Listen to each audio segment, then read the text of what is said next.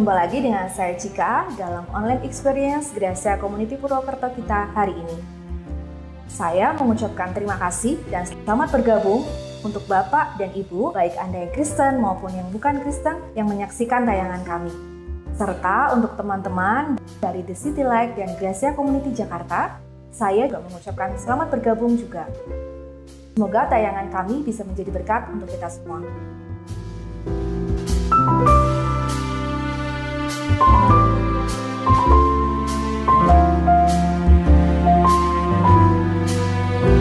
Teman-teman, minggu ini kita memperingati Hari Pentakosta. Dan yang sudah menjadi kebiasaan dan program dari GCC Purwokerto, setiap Pentakosta kita mengadakan program ngedulur, di mana kita saling berkunjung dan dikunjungi sesama saudara GCC Purwokerto. Kehangatan yang luar biasa kita rasakan. Tapi untuk tahun ini, karena pandemi yang masih ada, dan gereja kita terus mendukung upaya pemerintah dalam memutus mata rantai penyebaran COVID-19, maka kita tiadakan dulu program ngedulur ini. Namun, bukan berarti kita tidak bisa ngedulur. Kita masih bisa ngedulur lewat video call atau media sosial lain. Nah, bicara tentang hidup yang diubahkan, apa itu dan bagaimana? Sebentar kita akan menyaksikan selengkapnya khotbah dari Ibu Pendeta Lois. Namun sebelumnya, rekan saya, Ruth dan juga Kim Ham bersama GCC Band Purwokerto akan menyanyikan sebuah lagu dengan judul Peganglah Tanganku Roh Kudus, di medley dengan tenang. So, teman-teman, jangan kemana-mana dulu ya. Tetap stay di channel ini dan selamat menyaksikan. Tuhan Yesus memberkati.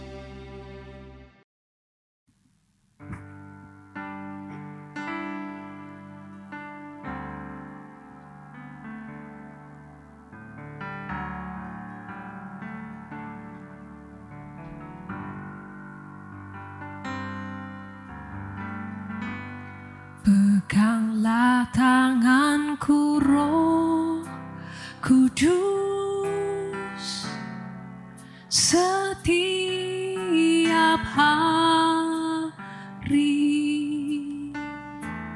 ku tak dapat jalan sendiri tanpa Roh-Mu.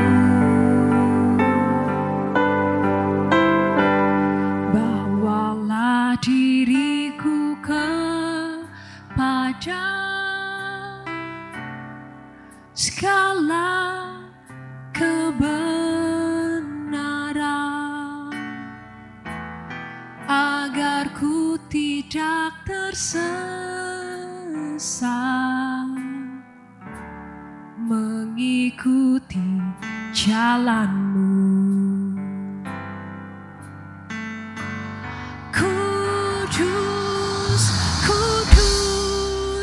Tuhan, kudus nama-Mu,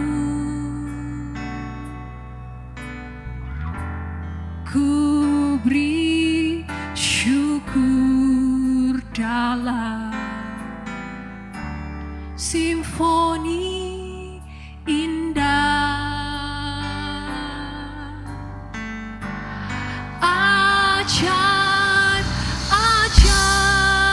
Tuhan,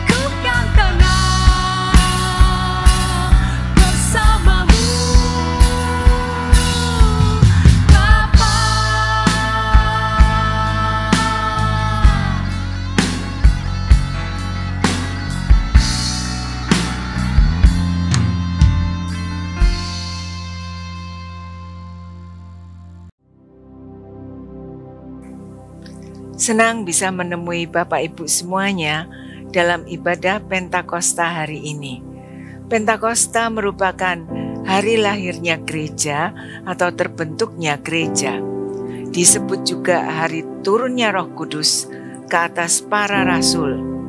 Pada peristiwa Pentakosta, turunnya Roh Kudus merupakan sebuah titik awal yang membangkitkan semangat para rasul yang sebelumnya takut, bersembunyi, dan tidak berani tampil.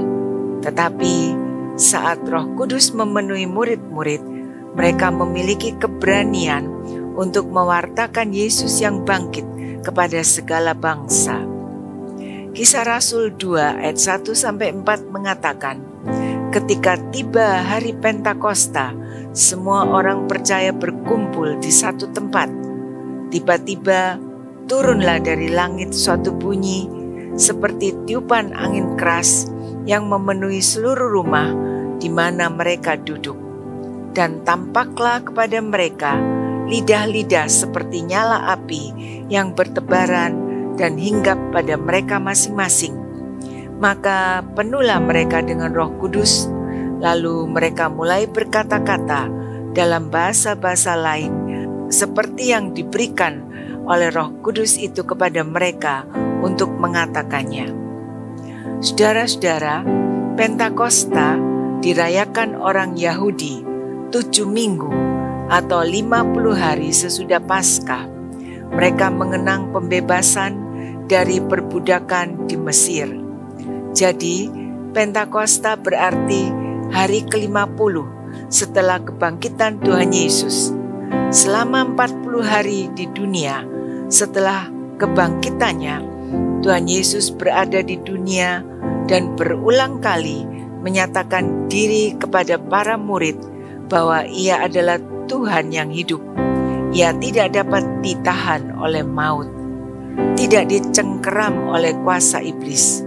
Tuhan Yesus sudah bangkit, melebihi segala keterbatasan dan menyatakan hidup yang menjadi pengharapan di tengah umat manusia. Peristiwa Pentakosta, turunnya Roh Kudus, adalah sebuah titik awal yang membangkitkan semangat para rasul yang sebelumnya takut, bersembunyi, tidak berani tampil. Kini dengan keberanian yang dipenuhi Roh Kudus, mewartakan Yesus yang bangkit kepada segala bangsa. 3 makna tentang Hari Raya Pentakosta. Yang pertama, mengenang pemberian 10 hukum Taurat kepada Musa di Gunung Sinai. Tuhan ingin Israel menghormati Tuhan, menyembah kepada Tuhan dengan segenap hati, menyiapkan bangsa Israel agar memiliki iman yang benar kepada Kristus, juga menghormati orang tua dan sesama. Yang kedua, mengucap syukur atas panen besar yang mereka dapatkan dari hasil tanah mereka. Mereka bisa bercocok tanam lagi, dan saat mereka bercocok tanam itu, Tuhan memberkati mereka, sehingga mereka bisa panen raya dan memberi persembahan syukur kepada Tuhan. Yang ketiga, pencurahan Roh Kudus yang membuat penginjilan berhasil, karena 3.000 jiwa diselamatkan dan melahirkan gereja. Jadi, gereja terbentuk pada hari Pentakosta. Pentakosta merupakan ulang tahun gereja. Pada hari Pentakosta, gereja pertama terbentuk, yaitu gereja yang awalnya dilahirkan oleh Roh Kudus, sehingga gereja bisa kuat, bertahan, dan terus berkembang. Tuhan Yesus naik ke surga dan akan datang kembali kelak. Tidak ada satupun yang tahu kapan itu terjadi. Sewaktu-waktu, bisa melalui kematian atau kelak melalui pengangkatan orang-orang percaya. Sekarang, kita hidup antara zaman Pentakosta dan zaman kedatangan Tuhan Yesus yang kedua kali. Dan zaman itu disebut sebagai zaman gereja atau zaman Roh Kudus atau zaman anugerah. Untuk menghadapi kedatangan Tuhan kedua kali, kita harus mempersiapkan diri, dan Roh Kudus yang ada pada kita akan membuat kita mampu melakukan persiapan-persiapan itu. Saat Roh Kudus turun yang disaksikan murid-murid, tiba-tiba turun dari langit suatu bunyi seperti tiupan angin yang keras memenuhi seluruh rumah. Tampak lidah-lidah seperti nyala api yang bertebaran pada murid-murid. Murid-murid penuh Roh Kudus dan mereka berkata-kata dalam bahasa lain, bahasa lidah, bahasa yang belum pernah dipelajari sebelumnya, suatu bahasa yang diberikan oleh Roh Kudus yang merupakan suatu keajaiban. Roh Kudus menolong para murid untuk menjadi saksi Kristus, mewartakan kabar gembira yang dibawa Yesus, dan Roh Kudus memberikan keberanian untuk jadi saksi Kristus. Roh Kudus juga mendorong orang beriman untuk berani memberi kesaksian tentang karya keselamatan Kristus. Kita pun menerima Roh Kudus yang sama, yang membuat kita dibarui dan jadi manusia baru, sehingga hidup dalam semangat baru, semangat Roh Kudus, semangat kasih dan pengampunan, semangat keberanian dan sukacita untuk terus mewartakan Kristus. Roh Kudus bukan sekedar penghibur, tetapi berperan menjadi pembela, sehingga para murid, juga kita semua, mendapat kekuatan untuk memperjuangkan apa yang benar dan bernilai di hadirat Allah. Yohanes 14 ayat 16 mengatakan, "Aku akan minta kepada Bapa, dan Ia akan memberikan kepadamu seorang penolong yang lain, supaya Ia menyertai kamu selama-lamanya." Roh Kudus adalah penolong yang lain yang dijanjikan Kristus kalau Ia sudah kembali ke surga untuk menyertai kita selama-lamanya. Kita bersyukur memiliki Tuhan yang peduli kepada kita. Allah Roh Kudus bukan hanya menjadi penghibur, tetapi Roh Kudus juga sebagai konselor, penolong, pengantara, pengacara yang siap siaga setiap waktu dalam hidup kita. Bahkan Roh Kudus mengajar kita akan segala sesuatu. Roh Kudus atau penghibur akan menyertai orang yang membutuhkan pertolongan untuk menguatkan dia. Penolong atau penghibur, Roh Kudus akan mengisi tempat yang ditinggalkan Kristus, mengerjakan segala sesuatu bagi murid-muridnya, seperti yang dikerjakan Tuhan Yesus selama Tuhan Yesus tinggal bersama mereka di bumi. Bila Tuhan Yesus melayani dari luar, maka Roh Kudus akan melayani dari dalam hati orang percaya.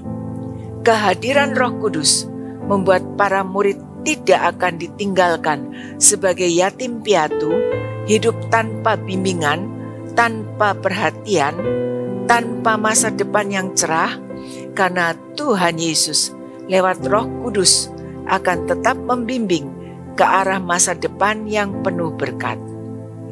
Hidup yang dikuasai Roh Kudus akan membuat kita memiliki, yang pertama, keberanian yang suci.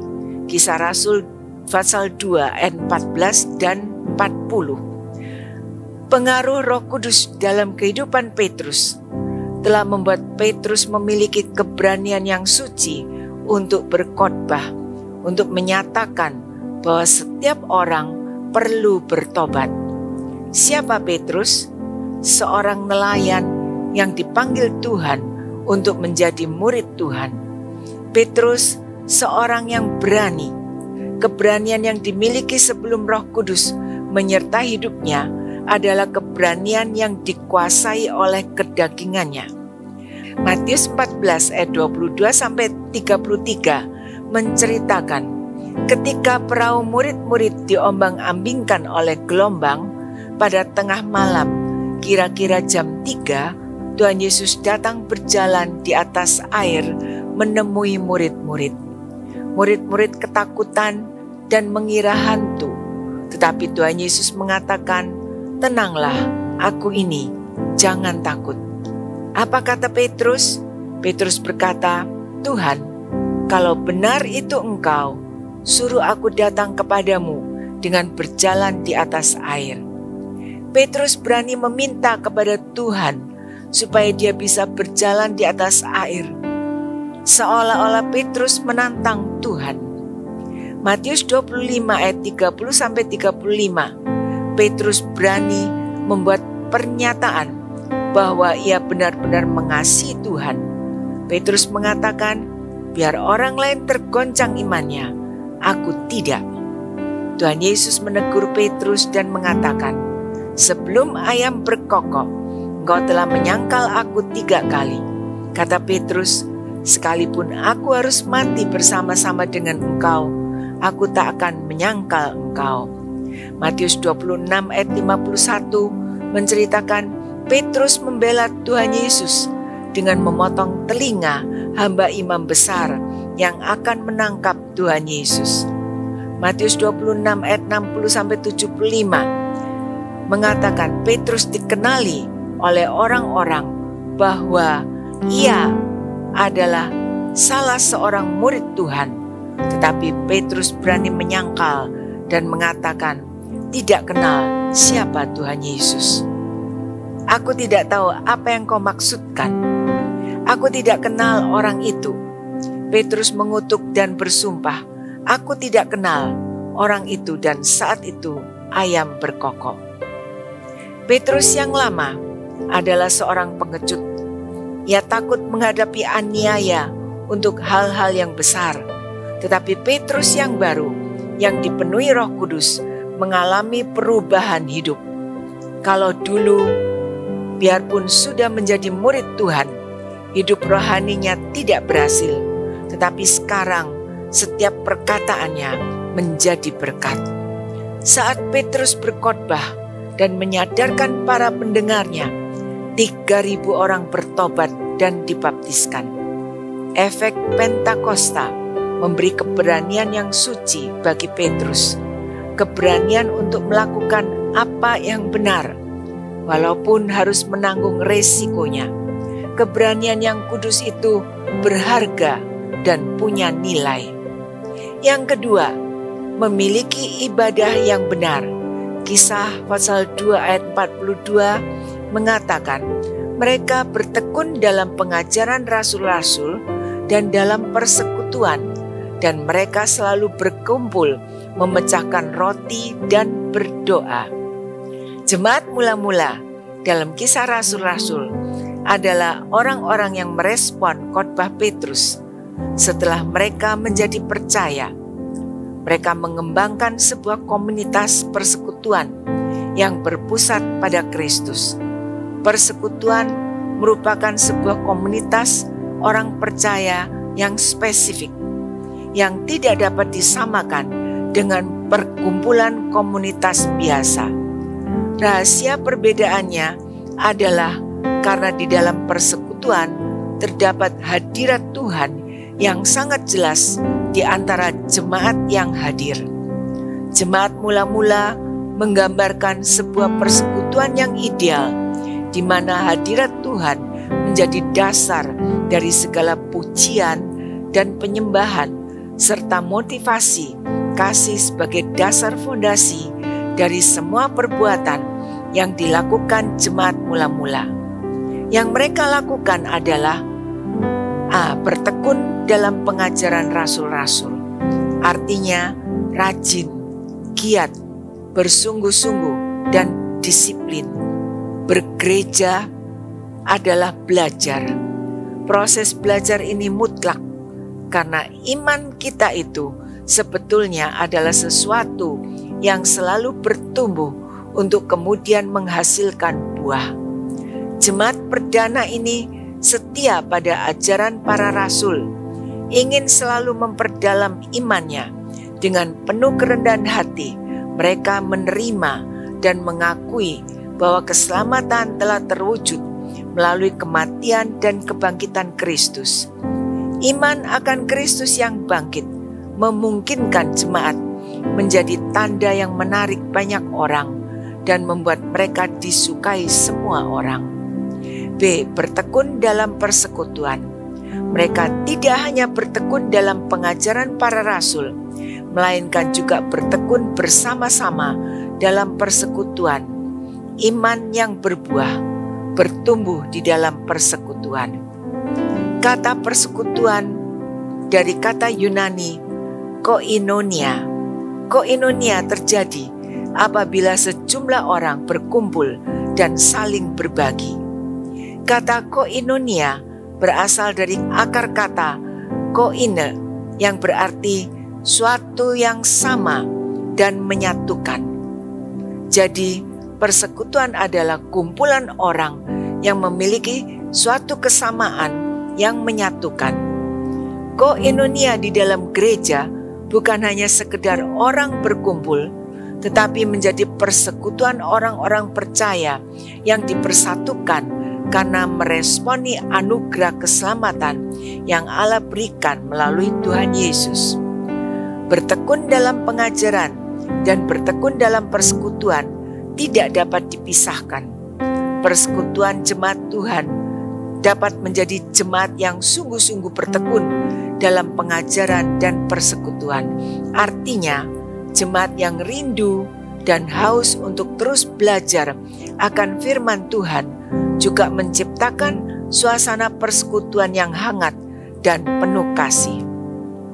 Hal inilah yang membuat pertumbuhan secara pribadi juga secara komunitas sehingga disukai banyak orang, bertambah jumlahnya dan menjadi sarana orang lain datang mengenal Kristus.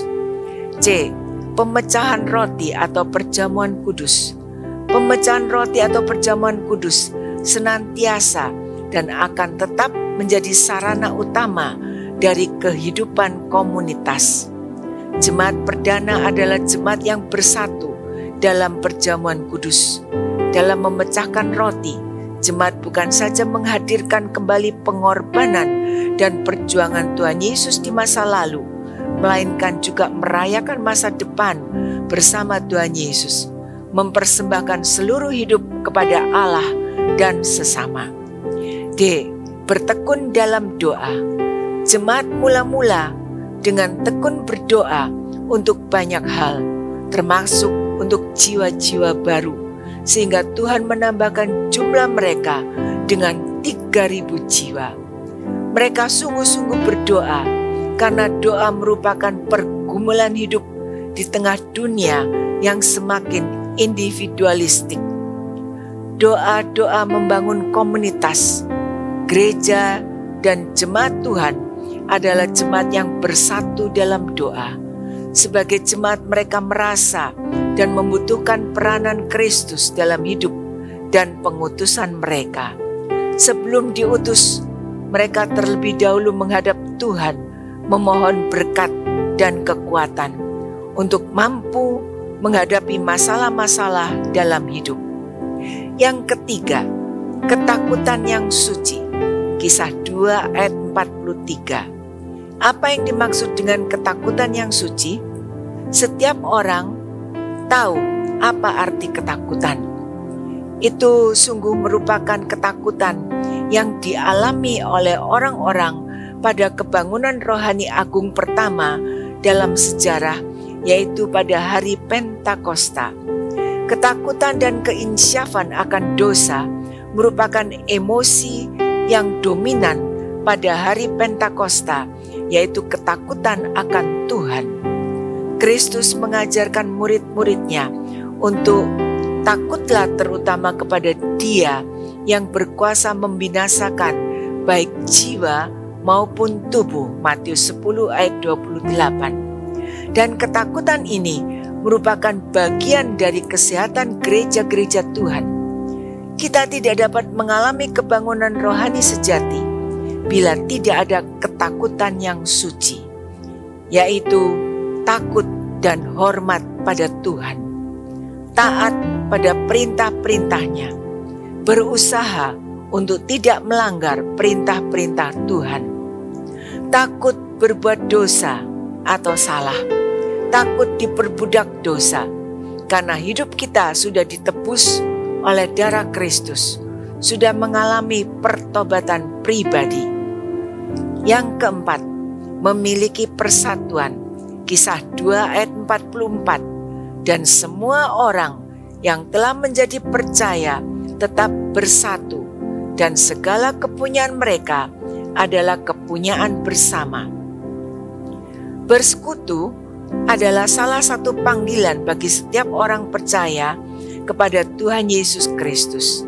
Dan bersekutu merupakan hakikat kita sebagai gereja Tuhan. Jemaat mula-mula bertumbuh dalam kekuatan kasih sebagai suatu komunitas orang percaya. Model gereja yang bersekutu memperhatikan pertumbuhan rohani sesamanya dengan membangun relasi dengan Tuhan dan belajar firman Tuhan secara rutin. Hidup dalam persatuan dan kerukunan. Jemaat mula-mula hidup dalam persatuan. Tidak ada tembok pemisah di antara mereka, karena mereka semua merasa sama-sama sudah ditebus oleh Kristus. Sifat pengikut Yesus adalah pemersatu. Jemaat mula-mula selalu bersatu sehingga menjadi daya tarik bagi orang yang melihatnya, yang membuat orang datang dan percaya kepada Kristus. Yang kelima, punya jiwa berkorban. Kisah 2 ayat 45. Dan selalu ada dari mereka yang menjual harta miliknya, lalu membagi-bagikannya kepada semua orang sesuai dengan keperluan masing-masing. Jemaat gereja mula-mula hidup dalam kasih yang nyata. Mereka tidak berbicara saja tentang kasih, bukan sekedar teori, tetapi melakukan suatu tindakan nyata. Mereka sudah menjadi jemaat yang berani berkorban, tidak egois, dan hanya mementingkan diri sendiri. Sebaliknya, sangat peduli dan suka memperhatikan kebutuhan orang lain, sehingga tak ada yang mengalami kekurangan. Ini merupakan tindakan yang nyata dari kasih yang tulus tanpa mengharapkan apa-apa. Mereka berani berkorban karena telah mengalami dan merasakan kasih Allah yang besar, sehingga melakukan pengorbanan tidak sulit bagi mereka. Orang yang sudah mengalami perjumpaan dengan Kristus dan menyadari bahwa hidup merupakan anugerah Tuhan saja. Jiwa berkorban adalah jiwa yang mensyukuri setiap berkat Tuhan. Allah tidak mau kita hanya memperhatikan diri sendiri, tetapi kita mau belajar memperhatikan orang yang membutuhkan pertolongan. Sekecil apapun yang kita lakukan bagi yang membutuhkan, kita telah melakukannya bagi Tuhan, dan semua itu akan diperhitungkan Tuhan. Ketika Tuhan memberkati keuangan kita, jangan naikkan standar hidup kita, tetapi naikkan standar memberi kita kepada Tuhan dan sesama. Firman Tuhan selalu mengajarkan bahwa kasih sejati harus dibuktikan melalui tindakan nyata. Dan itu yang dilakukan oleh jemaat mula-mula sebagai bukti jemaat yang mengalami zaman Tuhan dan berlimpah dalam Roh Kudus. Seorang nenek memberi 10 lembar uang 2.000 kepada cucunya. Setelah menerima uang itu, si cucu memisah-misahkan uang itu. Cucu ini berkata, 1 untuk Yesus, 1 untuk ayah, 1 untuk ibu, 1 untuk adik, 1 untuk teman yang sakit. Sampai pada lembar terakhir, anak ini mengatakan, yang ini untuk Yesus. Si nenek heran dan berkata, tadi kamu sudah memisahkan untuk Yesus. Kenapa sekarang untuk Yesus lagi? Jawab si cucu, benar Nek, yang pertama tadi memang milik Yesus. Sedangkan yang satu ini adalah persembahanku untuk Yesus. Saudara-saudara, jiwa Pentakosta adalah jiwa yang suka berkorban. Roh Kudus akan membuang segala kekikiran, ketamakan kita, sehingga kita bisa belajar untuk berkorban, memberi persembahan kepada Tuhan, juga memperhatikan dan berbagi dengan sesama. Hidup yang dikuasai Roh Kudus akan peduli terhadap sesama dan gereja Tuhan. Roh Pentakosta adalah roh yang berani berkorban. Jalanilah hidup yang meninggalkan warisan untuk kemuliaan Allah. Amin. Mari kita berdoa. Bersyukur Tuhan, kami bisa memperingati hari Pentakosta, hari turunnya Roh Kudus, dan hari terbentuknya gereja Tuhan di bumi. Terima kasih untuk kepedulian Tuhan dan Roh Kudus yang selalu menyertai kami. Roh Kudus telah membuat kami memiliki hidup yang diubahkan, sehingga kami memiliki keberanian yang suci untuk menyampaikan berita keselamatan. Roh Kudus juga membuat kami memiliki ibadah yang benar, yang membuat kami dapat bertekun dalam pengajaran, sehingga iman makin dikuatkan, bertekun dalam persekutuan, menghargai persekutuan, dengan tubuh dan darah Kristus, serta mengajar kami untuk bertekun dalam doa, karena doa merupakan kekuatan saat kami mengalami pergumulan hidup. Roh Kudus juga membuat kami hormat dan takut akan Tuhan. Roh Kudus membuat kami menghargai persekutuan, kerukunan di antara kami. Roh Kudus juga membuat kami menjadi orang yang memiliki jiwa berkorban untuk Tuhan dan sesama. Kami ingin menjalankan firman Tuhan dalam hidup ini, agar hidup ini dapat berdampak bagi sesama. Berkati Tuhan setiap persembahan yang diberikan dengan ketulusan hati, sehingga program-program gereja Tuhan dapat terus terlaksana dengan baik. Berkati keluarga, rumah tangga, usaha pekerjaan yang dilakukan. Tuhan menyertai dan membuat berhasil semuanya. Berkati juga bangsa dan negara Indonesia, Bapak Presiden Jokowi dan semua jajarannya. Beri hikmat dan kemampuan untuk dapat mengatasi permasalahan-permasalahan yang mereka hadapi, khususnya dalam menghadapi pandemi yang tidak habis-habisnya. Saudara-saudara, sekarang terimalah berkat Tuhan. Tuhan memberkati dan melindungi engkau. Tuhan menyinari engkau dengan wajah-Nya dan memberikan kasih karunia. Tuhan menghadapkan wajah-Nya kepadamu dan memberikan damai sejahtera. Berkat dari Allah Bapa, Allah Anak, dan Allah Roh Kudus menyertai mulai hari ini sampai Tuhan Yesus datang kembali kelak. Dalam nama Tuhan Yesus Kristus, Juru Selamat kami sudah berdoa. Amin. Sampai di sini ibadah kita hari ini. Tuhan memberkati saudara semua. Kita jumpa lagi di kesempatan yang akan datang.